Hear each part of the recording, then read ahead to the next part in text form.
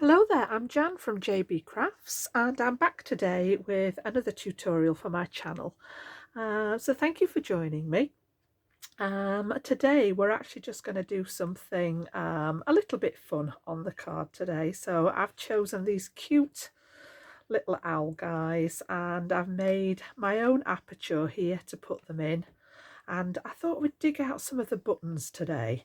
It's something that I have tons of again, you're probably the same as me. You know, we tend to hoard these things, but the ethos of my channel here is get that stuff out and let's use it. So yeah, I've been through my buttons and pulled out some that toned in with the colour scheme that I wanted to use. And I've just made those a feature. It's lovely and tactile. So this kind of card is really, really nice if you have somebody that's maybe partially sighted. Just gives them that little bit of texture on there, you know, to sort of help feel the shape and the design on the card. But yeah, useful for any particular occasion. I've just put a simple greeting inside there so you brighten up my day, and this is what I'm actually going to show you how I've made in the tutorial today. So pop that to one side and I'm going to show you first of all how I made the aperture for the front of the card. So I've actually chosen some of my, I've got my nesting circles here. These are actually a set by Creative Craft Products, which are available at Craft Stash. And this is a whole set of just plain nesting circles. And these don't have any stitching on or anything like that. I just wanted that plain set. So this is something I've treated myself to recently because most of my circles actually had the stitching inside. So I've just taken one of the smaller ones out there, pop those back over to one side, and what I've done, let me just take my die out of here, and we need our piece of cardstock to get cracking with. So I've actually done these ready to save me keep going backwards and forwards to the die cutting machine. So I started off with a piece of 7.5 by 5-inch craft card. And the first thing that I did was just use my ruler and pencil to find out where the centre of the card was. And all I've done is just made myself a little pencil line so that I knew where that centre position was, and then lined up my first die cut along that pencil line. So I've cut the centre one first, and then once I'd passed that through my die cutting machine, I could just space this evenly with the cardstock that was left and run it through a second time, and then the same again at the left hand side and run it through a third time. So that was to create my little circle apertures there. And then across the bottom, this is a really, really old border die. It's been nice to be able to go back through my stash and pull out some of my older things. And I think if I remember rightly, this was a magnolia die. And it just cuts this pretty little border. It's only got a cutting edge around the bottom. So all I did was line that up across the bottom of the piece here and pass that through the die cutting machine. And it's just created that pretty little edge along the bottom of my piece of cardstock. So that's where we started with the front panel here. And then I wanted something to go behind this. So I've cut a panel of cardstock that's just the right size to go behind here. Doesn't really matter on the measurements, but I decided on 7.25, which was just a bit shorter than the width, by 2.75, which was enough to cover up the apertures on the back. Okay, now I've just realised I need to just grab my mat so that I can protect the desk, because we're going to do a little tiny bit of inking here, and I usually work on the mat just to protect the surface of the desk there. So what I want to do is create a little bit of colour to go behind here. So this is just smooth cardstock, and I'm going to bring in some of my oxide ink in just a very, very pale turquoisey blue here to pick out those colours where I've accented with the blues. I've got a darker blue for the matte layer, and then I've just picked out some of that colour in my alcohol colouring. So the next thing that we're going to do then is we're actually just going to smoosh some of this onto my mat here. And then I'm going to spritz it with some water and just pick it up with the cardstock. It is going to go right in the background, so it doesn't need to be anything particularly clever. I am literally just going to pop it down into the ink here, and just pick up some of that lovely oxide colour there. And as I say, it doesn't have to be anything fancy. It's just a case of getting some of the colour onto the card, making sure that we've got a nice even distribution there, and that is as pretty much as good as it gets. So I'm just going to use my cloth to get rid of the excess. You can mop that up with another piece of cardstock if you have something handy. Get rid of that. And then I'm just going to bring my heat tool in just to facilitate that drying. I do want it to be reasonably dry because I'm going to pop it through my embossing folder for the next stage. So I'm just going to give that a little bit of a blast. Just take off any sort of wetness that we've used that water to pick up the ink with. And then I'm going to pass this through an embossing folder just to add a little bit more texture for those apertures at the back. So it doesn't have to be 100% dry. It won't damage the folders if you have a little bit of moisture in there. So I've actually chosen an embossing folder that's got clouds on it. And again, this is a really old one from a Sarah signature collection from Crafter's Companion called Dotty Clouds. And what I want to do is, let's have a look, that wants to go through twice because I need to go through most of the length of the folder. So I'm actually just going to trap it here at one side. And then I am going to have to pop this through my Gemini, and then what I'll do is move it across and do the other side of it here. So I'm just going to go to, my Gemini is actually set up behind me. So I'm just going to use those smaller plates there, pass this through the Gemini once. You can hear that in the background there. And then I'm going to reposition that folder. So if we just bring this out and then just move it across, I'm not too worried about whether it matches up and where the joins are, because some of this will be hidden behind my original aperture that we made. So again, pop those on there and we'll pass that through just for a second time.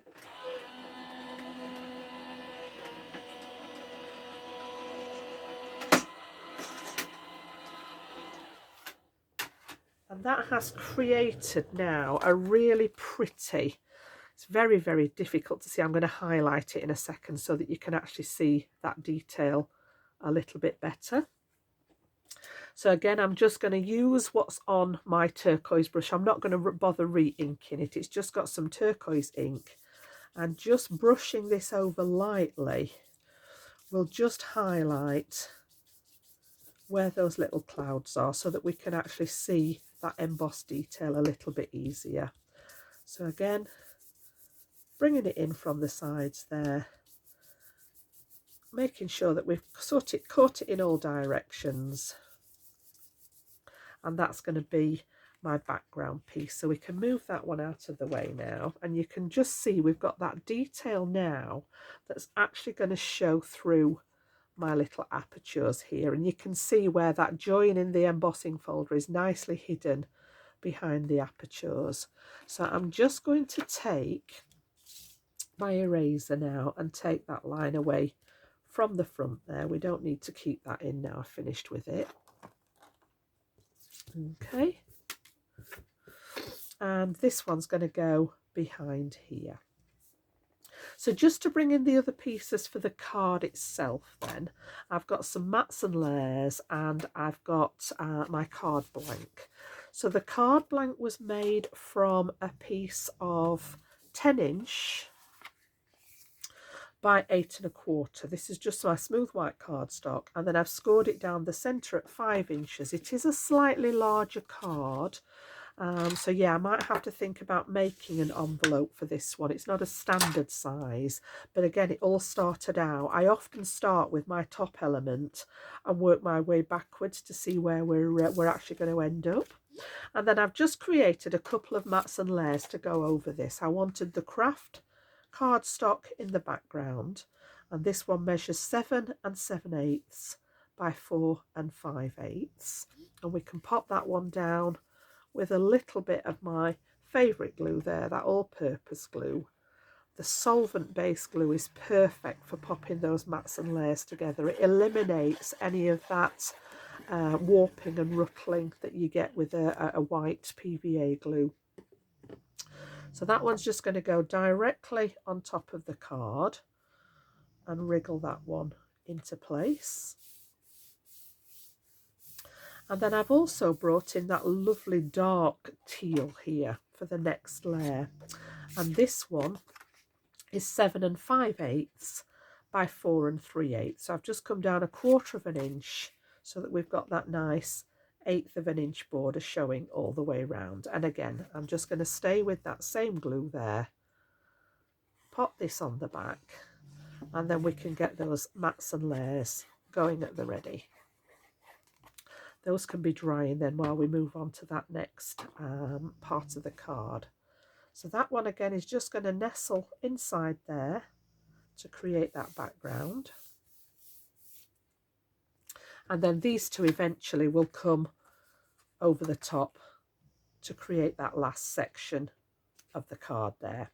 But just before then, I want to do some work on the front of here, and I want to introduce my gorgeous little owl characters as well. And again, this is a really old stamp set. I'm just going to pop these to one side for a second.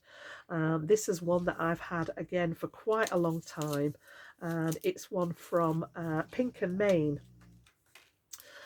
Just bring that in here. This is the packaging, Pink and Main, and it's a clear photopolymer stamp set. Does it have a name? Let's have a little look. You would think it does. I can't see anything on it there. Oh yeah, it's actually printed into the stamps. It's called What a Hoot. No surprise there, is there really, Jan? Come on. So what I did is I've just taken one of these little guys here, taken this one here, and I've stamped it out onto a piece of my Nina cardstock. And I actually did that with one of my alcohol proof inks there, because I'm just going to use some alcohol markers to do a little bit of colouring on here. So what I want to do is just pop a piece of scrap behind here, and then I've chosen again a selection of colours, but I like to keep them to a minimum really. So I've got a couple of greys. I've got a brown grey, which is a warm tone, and an ice grey, which is a cooler tone.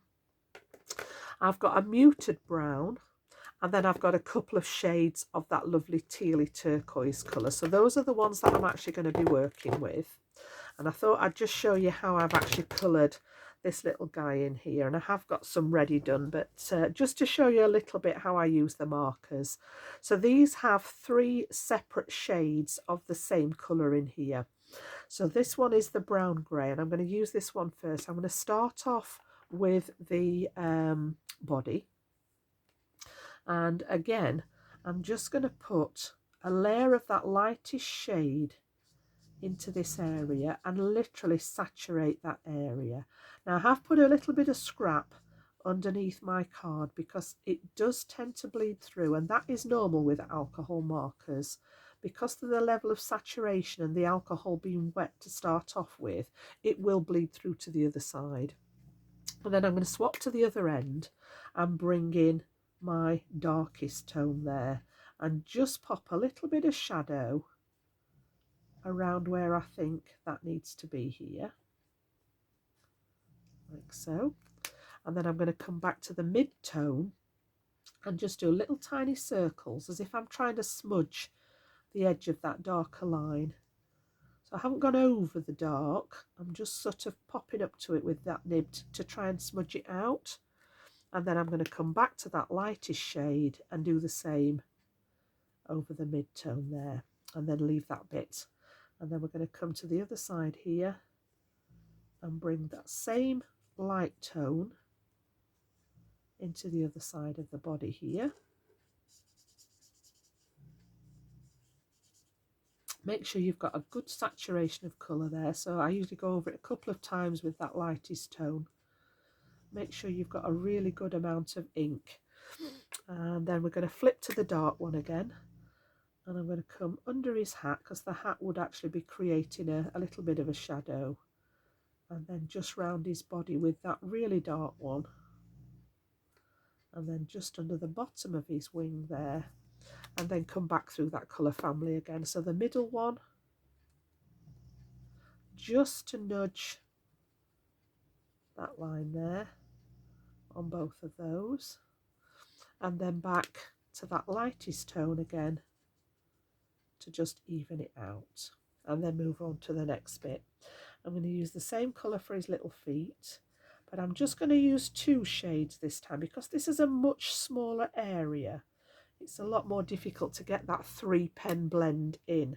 So I'm going to go to the dark shade for the bottom section of those little feet, but instead of coming back through the mid-tone, I am going to come straight back to that lighter one for that smaller area. These are all shades of the same family, so they'll do the same trick, and just blend out that colour. So that's my brown grey. Then I'm going to use the muted brown for his little tummy. So again, I'm going to start with that lighter one and just fill in the section here on his tummy. Again, saturating that area with the colour and the alcohol. And again, I'm just going to do 2 shades on this one. I don't want to go right to the dark, so I will actually just come to that medium shade. And again, I'm just going to put a little bit of that to highlight, low light, however you want to call it, that shading, and then come back to that lighter one again to just blend that hard edge back out. Now, the biggest tip that I can give you with alcohol colouring is to just, when you've done it, just leave it, because the alcohol needs to evaporate. And whereas you might think, well, it doesn't look too great at the minute, once the alcohol's evaporated, you'd be surprised what a difference it actually makes. So then I'm going to bring in my 2 blues here, and I've got a blue turquoise and an aqua blue. I'm actually going to blend 2 different pens here just to get the intensity of colour that I wanted. So I'm using the lightest tone from the aqua blue and filling in that hat. And again, good couple of coats to saturate the card with the ink. And then I'm going to bring in the lightest tone of the blue turquoise. They're very, very similar shades, but you can see we've got a bit more definition here with that sort of low light at the bottom of the hat there. And then again, I'm just going to nudge where that darker shade finishes and blend it in to that lighter one. Okay, make sure I get the right lid on the right pen.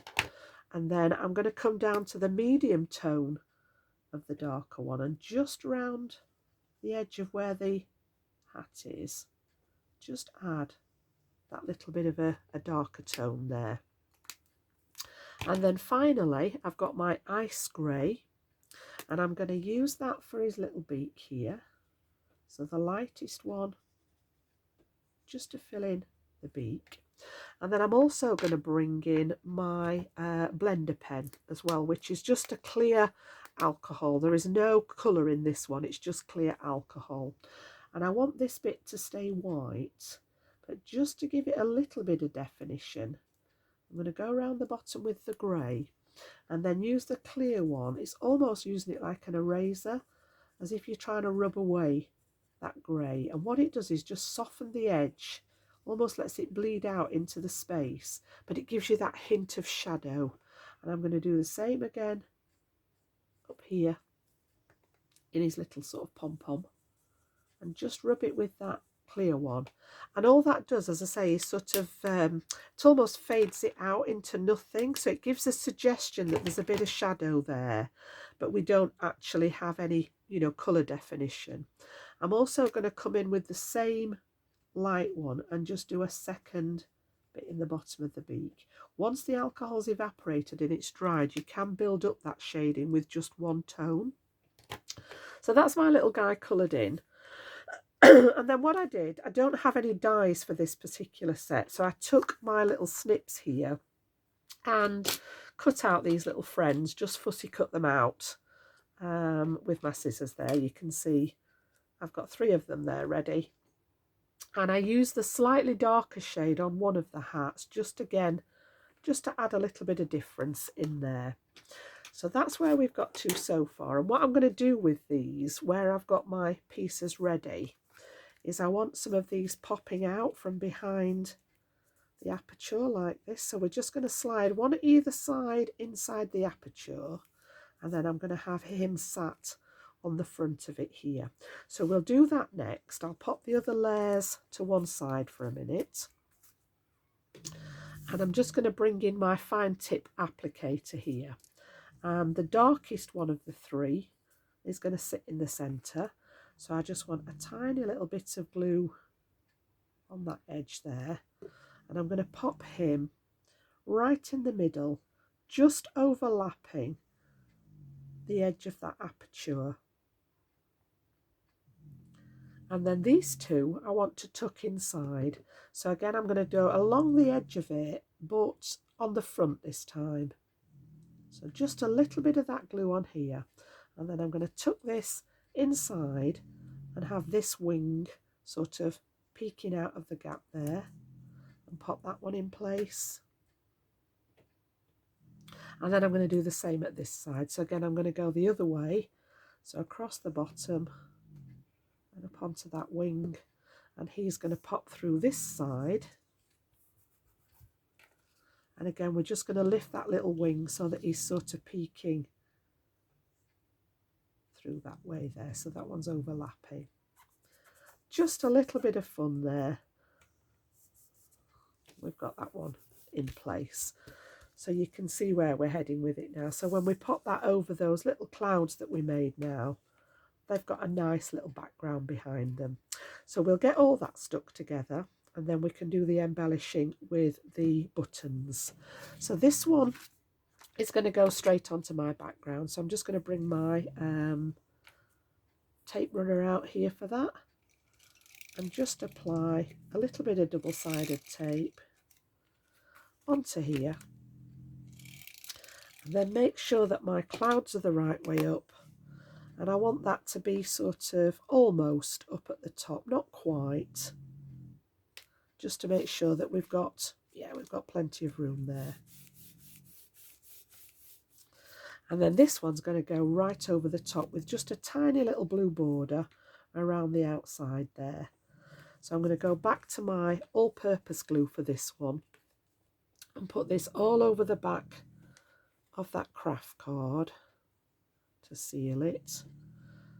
Make sure we've got plenty on there through that centerpiece, and I'm also going to pop a little bit on the back of those die cuts so that we can secure those as well.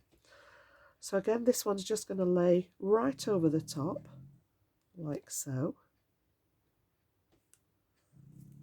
Give that a good press, and then I'll bring in my block just to apply some nice even pressure on there. Okay, and we'll just leave that one for a second to dry.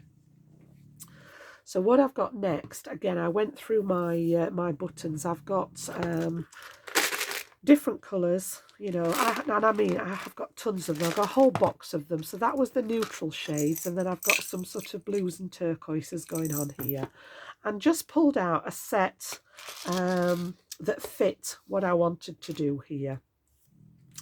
And again, different sizes. I've got some of each colour, and what I want to do is just create like almost symmetry. They're not quite the same. If I bring this one back in, I didn't have multiples of. I've got 2 of this particular one, and I've got 2 of the little ones, but you can see these are actually different. So whereas we've created that line of alternate colours, they are all slightly different buttons on there, and that's what I wanted to bring into it. So what I'm going to do is just sort of have a look at what order I want these in. So I'm going to put the largest one in the centre, and then work my way out from there. So we've got the two ones with the flowers on. We have got another two light colours, the turquoise. So that's going to be the order that I want them to go in. That should be okay now. Bring this back in. Now I've put a little bit of red line tape on some of the larger buttons, and then I've actually got my glue gun on to just pop the little ones in place. So just to help me line these up, what I'm going to do is pop a line all the way across here, just a faint pencil line, and I'm going to go about just over an inch, I think, from the bottom, and just put a very faint line just so that I've got something to work against as far as I don't want a straight line, but it does give me a guideline as to where to go. So as I say, some of the larger ones I've actually put some of my red line tape on the back of here. So we'll take off these pieces, and then I'm going to pop these in to get us started. So the centre one, I actually want to sort of come up and touch as if he's sort of almost perched on top of it. And that red line tape is sufficient to hold those embellishments. So again, just the larger ones, because it does get very fiddly with the smaller ones, and that's where the hot glue is going to come in a second. So again, I want to start and just sort of stagger. I don't want them all uniform straight. Because they're different sizes, I'm just going to drop them up and down slightly. So we'll come this way first. I think this one had some tape on. Oops. And then the smaller ones, I'm just going to use a little bead of hot glue. So again, we're going to come slightly up again. So we've got that wibbly wobbly line there. And then rather than trying to put the glue on the button and end up risking sort of burning myself, I'm going to use the glue, the tiniest little bit of glue, straight onto my design here. So it doesn't need a lot. And just put that, I could end up getting into all sorts of mess here, but those little strands will melt away. And then this one is going to place, managed to get some on the side of the other button already, look. Just take that away so that they'll fit in place nicely. Come away. There we go. And then this one can sit straight onto here. Now then, I think that had cooled a little bit too much. So we'll try that again, Jan. Okay, I'm going to risk popping it on the back of the button. There we go. And while it's still hot, we can get that in place. Okay, so that's that one. And then I'm going to do the same again for the next one. So we are risking it here with the glue. So it doesn't need a lot. And then again, we're going to go up and down, create that kind of wavy line. And then I'm going to try my best with those little tiny buttons to just put just a little bit on the actual card base and be really quick at popping those two in place there. There we go. And then I need to come back the other way. Get the glue out of there. There we go. And then we're going to come back across that other side. So again, I've got a little bit of tape left on that one. Take that off. And then we're just going to create that line back this way now. Did I do? No, I didn't do that one. So again, with the bigger ones, I'm going to risk going straight onto the back of the button. And again, just up and down with that wobbly line. Same with this one.